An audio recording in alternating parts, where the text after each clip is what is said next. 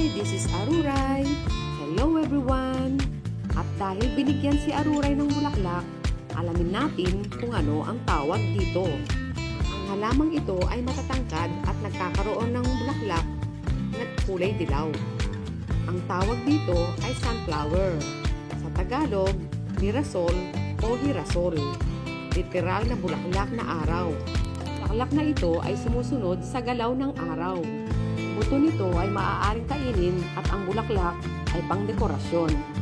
Tawag sa siyensya ay Helianthus. Ito ay unang natagpuan sa North America at sa Europa. Natagpuan na ito sa iba't ibang bahagi ng mundo. Gustuhan niyo ba ang ating topic? Remember mga ka-Aruray, knowledge has a beginning but no end. Tinga ni Miley Cyrus, I can buy myself flowers.